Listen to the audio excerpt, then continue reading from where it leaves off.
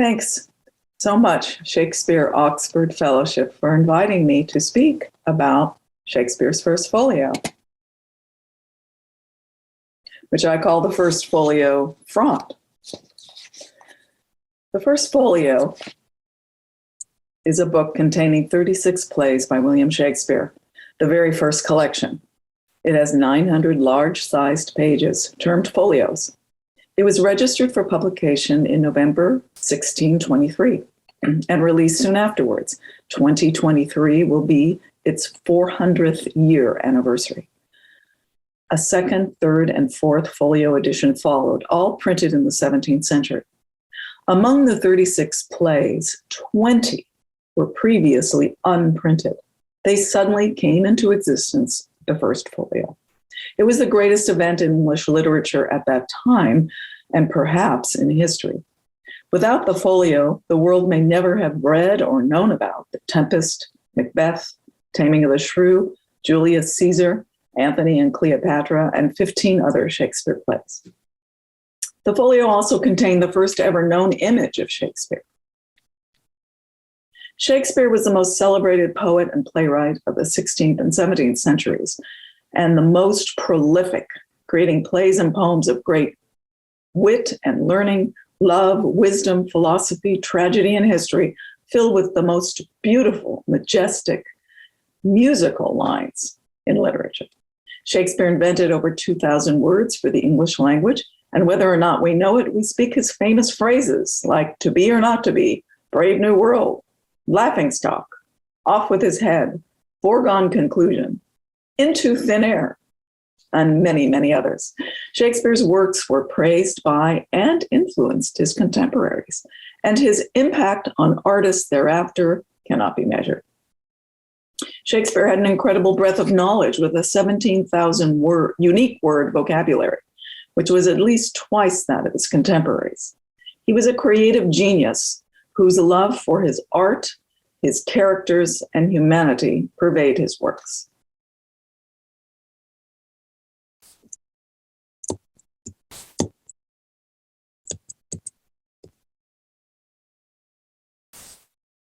There we go. 17th century luminaries certainly thought that Shakespeare's folio was important.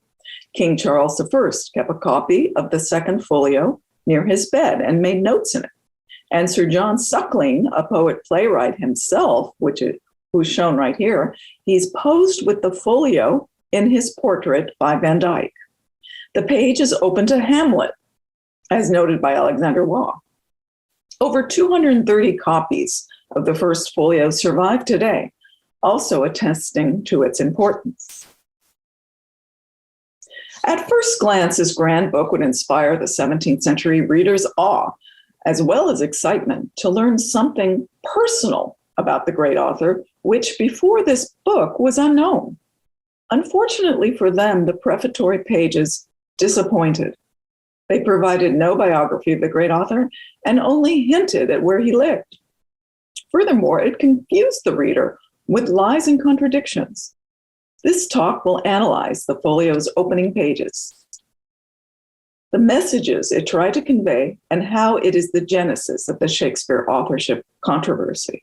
It's based on research in my book, Shakespeare Suppressed, The Uncensored Truth About Shakespeare and His Works. The first indication that something was not quite right with the folio was on the title page, which showed a very large and strange engraving of a man. His head is oversized, even deformed. The face gritty or unshaven. The verse opposite, written by poet-playwright Ben Jonson, tells the reader not to look at it. Reader, look not on his picture, but his book. Why then was it included? No other portrait made by the engraver, Martin Droeshout, depicted a human being so contrary to nature. Droeshout engraved a natural portrait of James, second Marquis of Hamilton, the same year as the Shakespeare engraving, so it was not from his lack of skill. In addition, nothing indicates this man is a writer. During this period, poet-playwrights were typically portrayed wearing laurel leaves, a sign of poetic victory.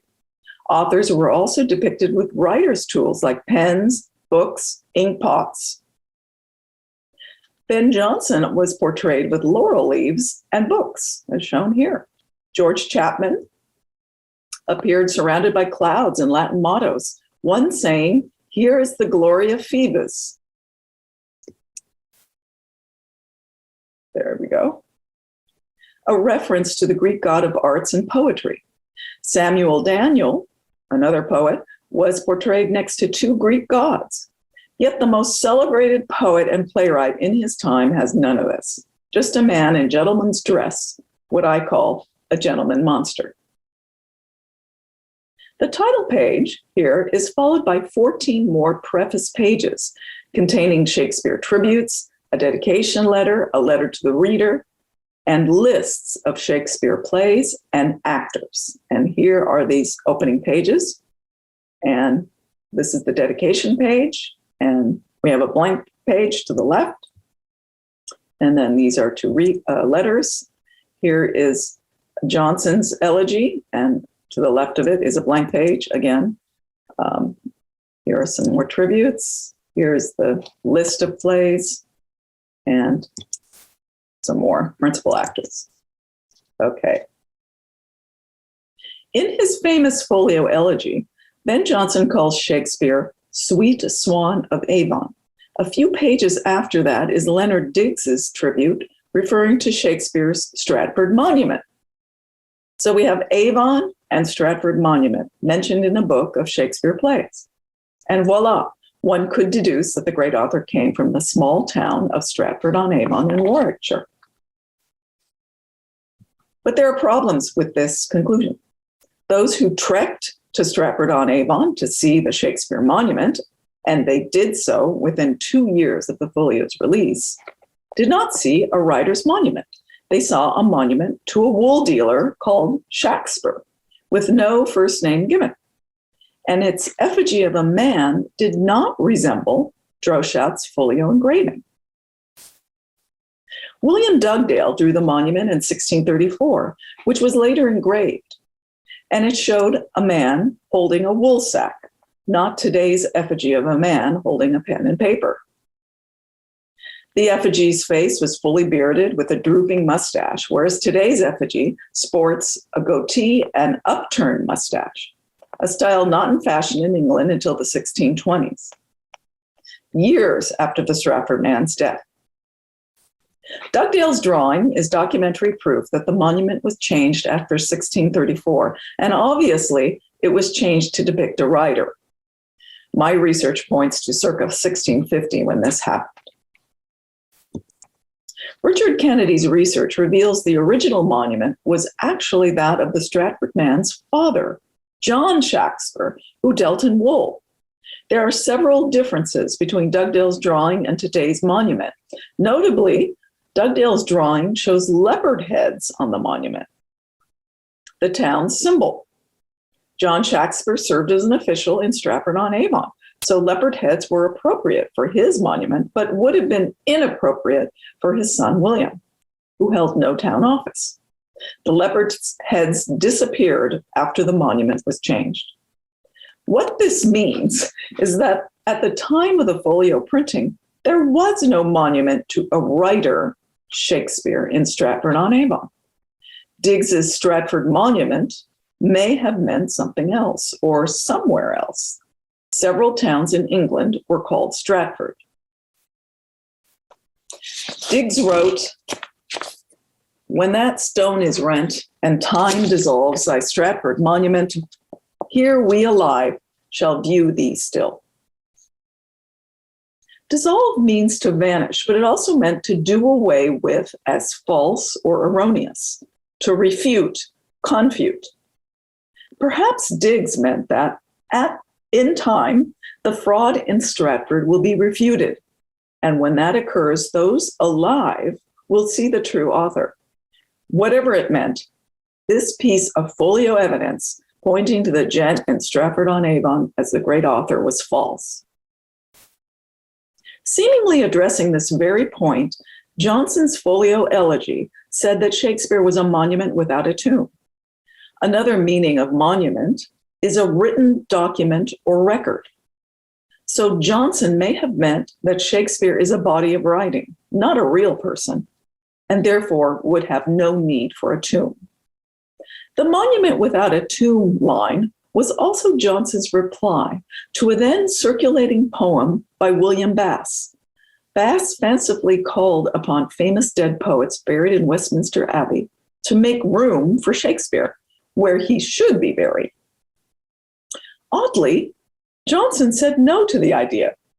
In my opinion, Johnson's rebuke was to prevent the reburial of the wrong man, the Stratford man, in the Abbey. The fact that the Stratford man's tomb has no name on it, only a curse, supports this idea. Furthermore, the monument's inscription does not identify the deceased as a poet or playwright. The bewildering line, "Sith all he hath writ leaves living art, but page to serve his wit," does not mean he was a poet playwright. The inscription included, however, the Latin phrase "arti manorum," the art of morrow. Morrow was the cognomen of the classical poet Virgil. Only a very literate person would catch this, but regardless, it was inapplicable to the Shakespeare, whose art was greatly influenced by the classical poet Ovid, not Virgil. If this monument was meant for a poet, then why not openly state it like Edmund Spenser's tablet in Westminster Abbey, which was inscribed "The Prince of Poets in his time." Of course, John Shakespeare couldn't write anything. He signed with an X. And as far as known, his son William was illiterate, too, with no surviving letters or evidence of education. So the wool trader effigy and "all he hath writ" are incompatible. This indicates the inscription had been changed to hint the deceased was a writer, but not openly say so. Otherwise, it would confuse locals who knew the Shakespeares. In late 1622, records show that work was indeed done in the chancel area where the monument is located. Dismissing Digges's Stratford Monument statement demolishes one of the two pillars of Stratfordianism. The other pillar is Johnson's line, "Sweet Swan of Avon," but that too is not what it seems. Swan was a term for poet during these times. Avon was another name for Hampton Court Palace, as discovered by Alexander Waugh. Royal entertainments were performed there. Thus, the phrase means "sweet poet of Hampton Court Palace," totally contrary to the official narrative of the Stratford man who supposedly wrote plays for the public theater. Are we in the 21st century reading too much into these statements? No, because contemporaries hinted that Shakespeare was a nobleman or a man of rank, and that he wrote anonymously or used an alias. The two go hand in hand, as writing plays and poems for the nobility was considered frivolous and déclassé. One example is John Davies of Hereford, who called Shakespeare "our English Terence" in 1611. At that time, it was believed that Terence was a front or pseudonym for two nobleman playwrights. Davies also put a hyphen in Shakespeare, an indication of a made-up name. About half of printed reference to Shakespeare included a hyphen, as seen in this 1603 edition of Hamlet. One contemporary implied Shakespeare wrote as a pastime, not as a profession, and several implied he had died by 1609, yet the Stratford man was then still alive. Contemporary comments, therefore, and the folio's preface information do not comport. So a closer critical look at the folio's preface is justified. For this book promoted the Stratford man as the great author for the very first time. And what we find are further ambiguities, unverified information, and outright lies, all undermining its credibility. The biggest lie of the folio's preface is that the dedication letter and the letter to the reader both signed by actors John Hemming and Henry Condell, were written by them. That's a lie. Ben Jonson actually wrote them. Scholars have accepted this since the 18th century. The dedication contains language and images from the classical writer Pliny and Horace. Hemmings and Condell were neither scholars nor writers. We know that Condell worked as a grocer after he retired from the stage. Jonson, however, was a deep scholar and well-versed in the classics, so much so that he was nicknamed English Horace. Many phrases in the actor's letter to the reader echo phrases Jonson wrote before and after the folio. For example, departed from that right in one of the letters compares with departed with my right and departed with his right in two of Jonson works. Another line, judge your 6 penworth, your shillings worth, your 5 shillings worth at a time or higher, which was in the letter to the reader. And that compares with Jonson's judge his 6 penworth, his 12 penworth, so to his 18 pence, 2 shillings, half crown. And then we have an exact phrase, arraign plays daily, with the same phrase in Bartholomew Fair by Jonson. There's another one, there you are numbered, we had rather you were weighed. And Jonson wrote, suffrages in Parliament are numbered, not weighed. And here's another nearly exact phrase, how odd soever your brains, compares with Jonson's, how odd soever men's brains.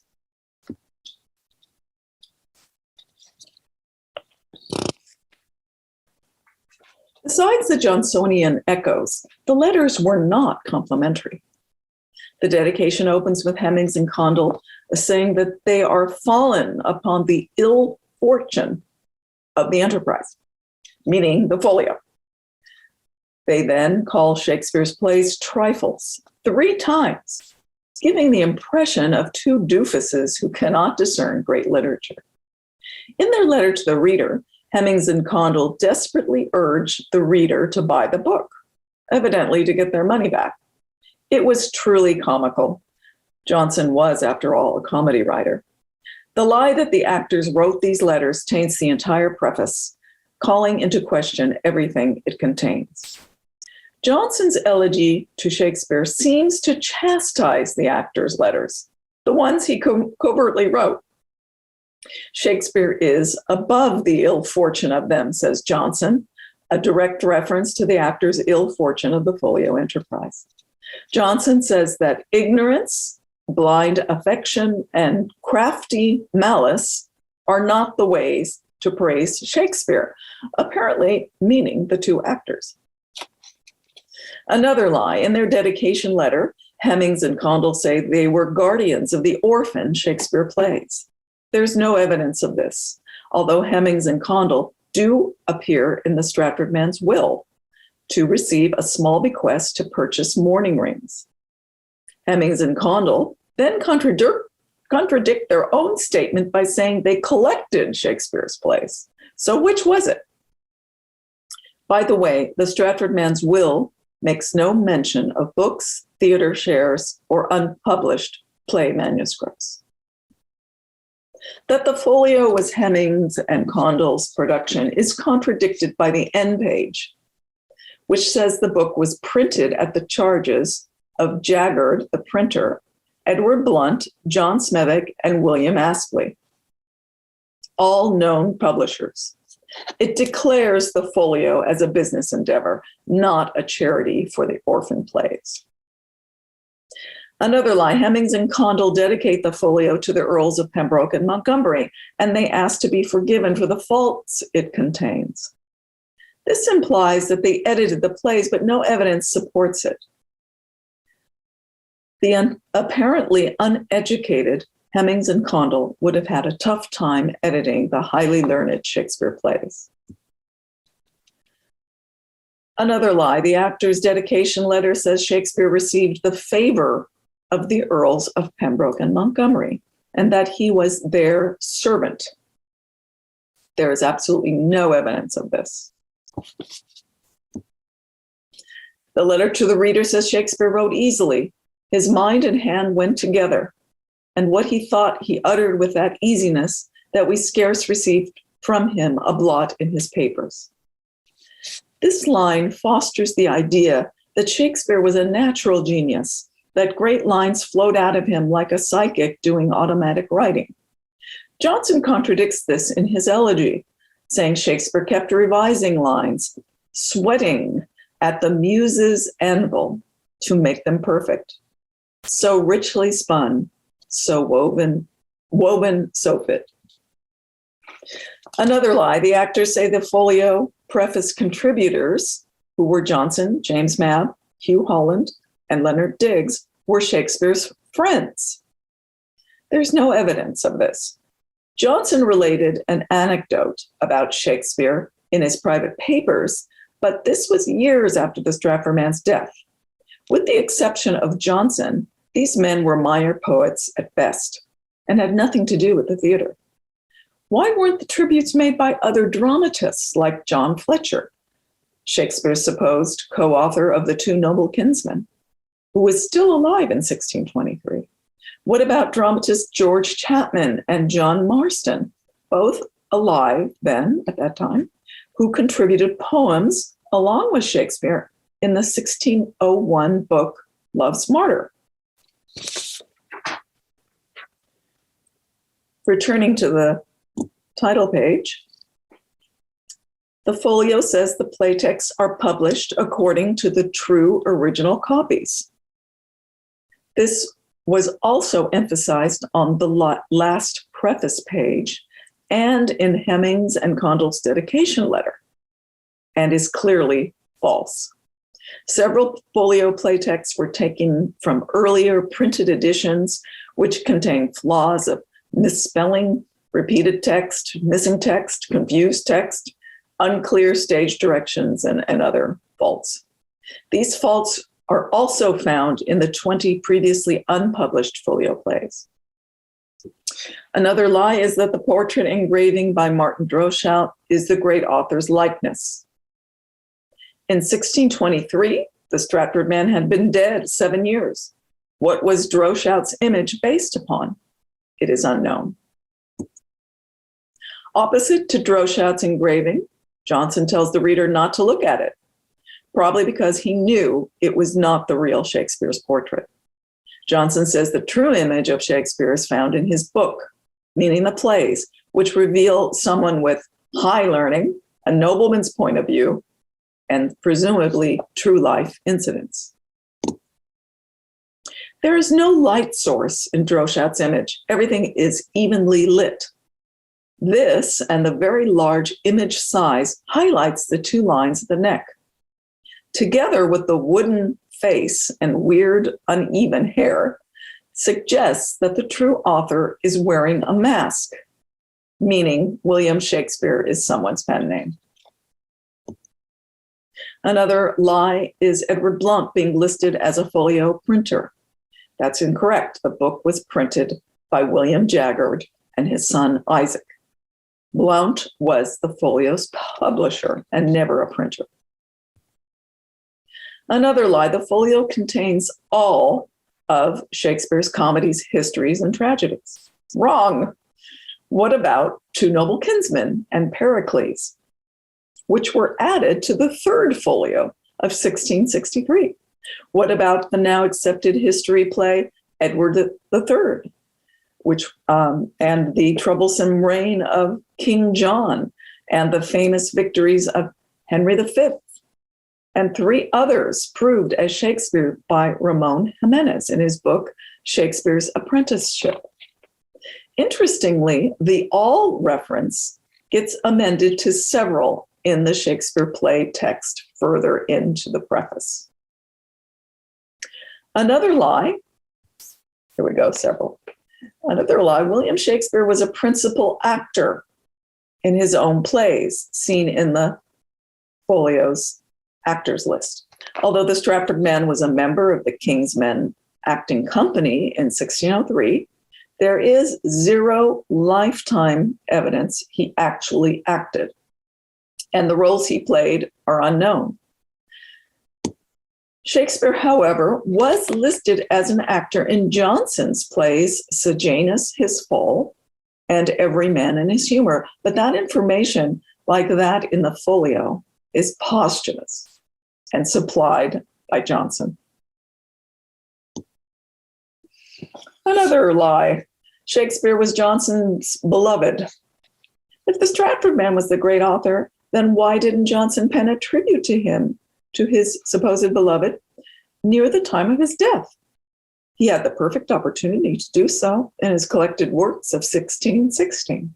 But no, he allowed 7 years to pass. Jonson also censured Shakespeare in a personal conversation with William Drummond, who recorded it. Drummond said that Jonson said Shakespeare wanted art, meaning he lacked art. Jonson's notes, published after his death, referred to Hemmings and Condell's supposed statement that Shakespeare never blotted a line. Jonson wrote that Shakespeare should have blotted 1,000 lines, and that Shakespeare redeemed his vices with his virtues. These are hardly remarks made about someone beloved.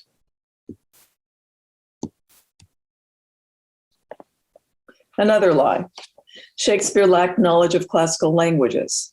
Jonson, in his folio elegy, said to Shakespeare, "And though thou hadst small Latin and less Greek."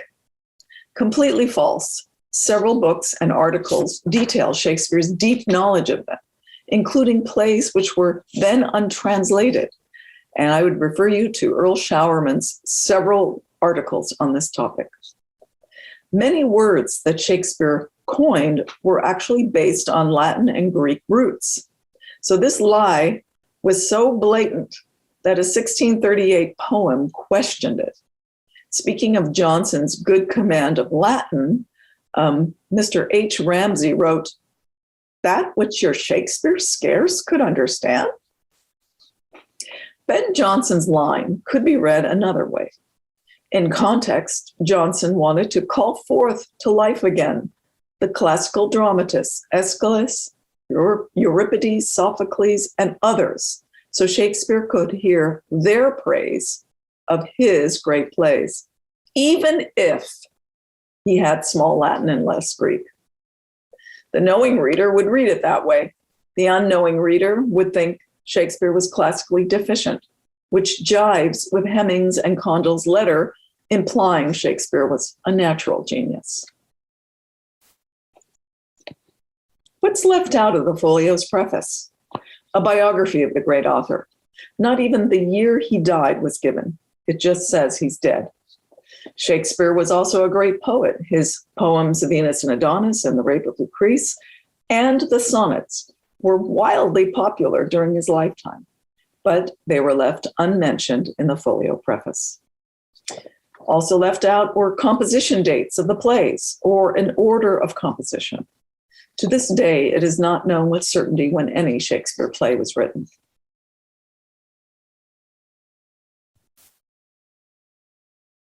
If the great author was a Stratford man, here are some notable omissions. His coat of arms. Other writers were portrayed with them. Notice that he was a member of the King's Men's Acting Company, or the Lord Chamberlain's Men, as Orthodox scholars believe. Also missing is an image of his supposed monument in Stratford-on-Avon. Also missing is the phrase Stratford-on-Avon. Numerous English towns had the name Avon or Stratford in them. So not putting the complete phrase could have been misleading. And as I mentioned, there were 5 blank pages in the folio preface. So there was certainly room to add any of this information. The lies in the folio preface supports a certain message that apparently it wished to convey, that the great author was from humble origins, a friend and fellow of actors Hemmings and Condell, that he came from the small Warwickshire town of Stratford-on-Avon, and that he was an unlearned natural genius. Yet Jonson contradicted this in the folio, where he called Shakespeare gentle 3 times. Gentle means born into gentility or nobility, which did not apply to the Stratford man. Johnson also hinted that Shakespeare was a descriptive pen name with the phrase shake a lance, punning on spear in Shakespeare. So this emphasizes spear shaking, which is the sport of jousting. Of course, the Stratford man's surname never included a hyphen, and his name in records was spelled almost always without the E in Shakespeare, meaning the first syllable was pronounced shack. So the Stratford's name was surely pronounced Shakespeare, not Shakespeare. That the folio preface was questionable or fraudulent is not just a 21st century viewpoint. Within a year of the folio's release in 1624, a brave author hinted at a sham. Gervase Markham, in honor in his perfection, wrote that Vere was omitted from a recently published book, which he called A Pretty Secret or Mystery. And here's the quote. Vere cannot be omitted. Only in the story there is one pretty secret or mystery, which I cannot let pass untouched, because it brings many difficulties or doubts into the mind of an ignorant reader, and that is the mistaking of names. Vere's name was mistaken with another's in the story, meaning a book, and the mistaken name was one that people knew was associated with Vere. He described this Vere as a great virtue, and himself in comparison as the least spark of virtue, that is. Virtue is a talent, and Markham's talent was soldiery and writing. No Vere soldier had an associative name, but a Vere writer did. Edward de Vere, 17th Earl of Oxford, a recognized poet and playwright, and a patron of acting companies. Contemporaries said that Oxford wrote anonymously, and Gabriel Harvey, in a public speech in Latin, said Oxford's will shakes spears. In another work, Harvey hinted William Shakespeare was a pen name. So did author Edmund Spenser, who described a great courtier poet who had a warlike name, which could only be the spear shaker Shakespeare. The Earl of Oxford was a champion jouster at age 21, so Shakespeare would have been an apt pseudonym for him. The recently published Vere book with the mistaken name that Markham complained about, therefore, was Shakespeare's First Folio. Markham wrote a brief tribute to Oxford in the paragraph just before this comment, but left out mention of his literary or dramatic achievement. He only wrote that he was learned, pious, and magnanimous. Markham said the mistaking of names injured Vere and accused a certain pen for it. The least spark of virtue, which is, meaning Markham, cannot choose but repine, which is complain, when it finds a great virtue injured by a pen whose blanching might make the whole world forgetful. Markham likely meant Ben Jonson's pen, who was behind the fraud of Hemmings and Condell's letters. By the mistaking of names, Markham meant Vere's pen name was used instead of his real name, which might make the whole world forgetful of him. He was proved right. Nearly 300 years passed before J.T. Looney discovered that the 17th Earl of Oxford was the true Shakespeare. A blatant criticism of the First Folio occurred in 1640 in a book of Shakespeare's poems. It featured an altered version of Droeshout's engraving, a more human-looking face, and bay leaves were added, which Droeshout had left out. A verse below it questioned Droeshout's image, followed by quotes from Jonson's Folio elegy. This shadow is renowned Shakespeare's, soul of the age, the applause, delight, the wonder of the stage. These questions were aimed directly at Johnson, although he was then deceased. Shakespeare orthodoxy usually takes at face value Hemmings and Condell's statements that the folio was their enterprise and stops there. Yet the expense for such a production would have been enormous, even if Blount, Jaggard, Smethwick, and Astley were contributing partners. It's estimated that 750 copies were made of this 900 big-page book. The bulk of the folio production expenses, therefore, must have come from its dedicatees, the Herbert brothers, the Earls of Pembroke and Montgomery. Pembroke, seen on the left, was one of the richest men in England and one of the most powerful. The brother Earls also had connections with the folio's publisher, Edward Blunt, and preface contributors Ben Jonson and Leonard Digges. Johnson was greatly beholden to Pembroke.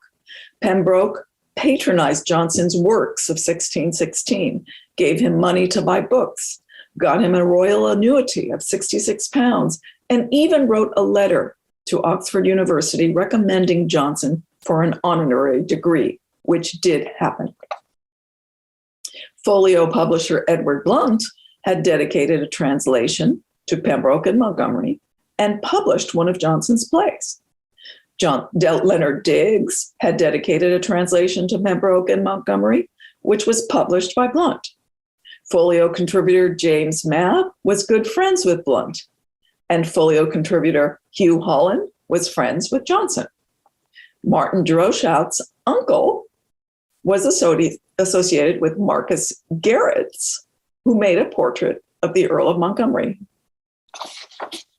Notice how none of the folio contributors were associated with Hemmings and Condell, with the exception of Johnson. Moreover, Digges, Holland, and Mabb had zero theater connections. They were all university educated, so it's likely that they were hired to edit the Shakespeare plays for the folio. In late 1615, Pembroke was appointed the King's Lord Chamberlain, which controlled the rebels' office. This meant he had total control of the theater and of play publication. Strangely, from that point onward, Shakespeare play publication stopped. There were, however, 2 occasions when publishers issued a Shakespeare play, and each time Pembroke issued a halting order through the Stationers' Company. This was predicted in 1609. An anonymous letter to the reader in Shakespeare's play, Troilus and Cressida, warned that Shakespeare's comedies will soon be out of print, alluding to the wills of the grand possessors. The Shakespeare plays, therefore, were controlled by others in 1609, not by the great author. This implied that he was then dead. His property would naturally pass to his family members, who apparently were grand, which means people of rank and power. The letter was addressed to the ever reader, meaning E. Vere, or Edward de Vere. The Earl of Montgomery, here shown on the right, was a member of Oxford's family. He married Oxford's youngest daughter, Susan, shortly after his 1604 death. The Earl of Pembroke was nearly engaged to Oxford's second daughter, Bridget. They certainly qualified as grand possessors. Clearly, Pembroke was interested in controlling the Shakespeare plays, yet his involvement in the folio's production is never explored by Shakespeare orthodoxy, or that he may have even been its initiator. If that was the case, then the lies, ambiguities, and contradictions in the preface were all made with his approval. What was the brothers' purpose for the misleading folio preface? Evidently, they wanted to control Shakespeare's image, to dispel the notion that William Shakespeare was someone's pen name, as believed by some before the folio's release. The title page's large image, purporting to be a man born William Shakespeare, screamed this to the reader. In addition, the folio tried to fill in the great author's personality void, reforming his image away from the highly ranked scholarly author who wrote plays as a pastime into a professional author, a professional actor, friends and fellows of actors Hemmings and Condell, a writer of natural genius, unlearned in the classics, associated with Avon and Stratford, had a monument in Stratford. By turning Shakespeare into a man of humble origins with no court connections meant he could not write satirically about real courtiers, like the powerful Lord Burleigh, who was lampooned as the wily counselor Polonius in Hamlet. Oxford was Lord Burleigh's son-in-law. He was the only playwright who knew Burleigh intimately, and the only playwright who could survive writing such a portrayal.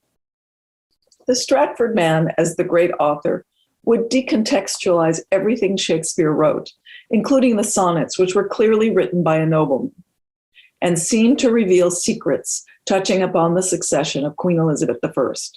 The Stratford man was the perfect decoy, not only because he was born William Shakespeare, but because he was involved in the theater. Surviving records, however, suggest his involvement was only financial as a moneylender to acting companies and as a theater investor. Why the brother Earls did this may never be completely known, but it had to be for a very, very important reason, to go to such lengths and expense. It must have been for the same reason that Oxford's death in June 1604 was met with complete silence, even though he was one of the highest ranked men in England. Not even still living authors of books dedicated to Oxford mentioned it. In fact, Oxford was covertly disparaged in the comedy Westward Ho in 1605 by Thomas Dekker and John Webster.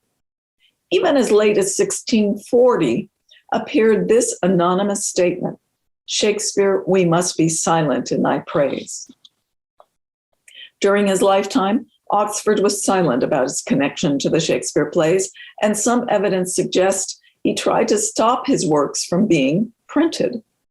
This was to protect his family name, and his literary peers respected his wishes, although they still made cryptic remarks in hinting he was the great author. After Oxford's death, however, to be openly credited with the Shakespeare plays would have been completely respectable, and for others to say so. But this did not happen. The courtier poet Sir Philip Sidney, for example, had nothing published in his name while alive, but after he died, his sister, the Countess of Pembroke, published his Arcadia with his name on it. Although we thank the Earls of Pembroke and Montgomery for giving the world Shakespeare's First Folio, we grieve that they allowed its preface to foster the greatest hoax in literature, robbing the true author De Vere of this glory. If this book had never been printed, no one would have connected the great author with the Stratford man. In essence, the First Folio preface was another piece of fiction orchestrated by Ben Jonson. Jonson knew the Stratford man as he spoofed him as a character in two of his comedies, as a commoner desperate to be a gentleman. In one of them, Every Man in His Humor, Jonson seemed to describe the Droeshout portrait in a line added to the play's 1616 version. And this is the quote: "An accomplished monster or miracle of nature." A miracle of nature would help explain how a completely uneducated man, the Stratford man, churned out great works of literature. Francis Beaumont made a similar comment about Shakespeare in a verse addressed to Jonson before 1616. He said that Shakespeare will be the example to students of, quote, "how far sometimes a mortal man may go by the dim light of nature." This scheme was apparently planned while the Stratford man was still alive. Upon the 400th anniversary of the First Folio, it would be fitting that the world, and especially academia, recognize the hoax it contained. Only then can begin a whole new world of Shakespeare research and discovery. Thank you so much.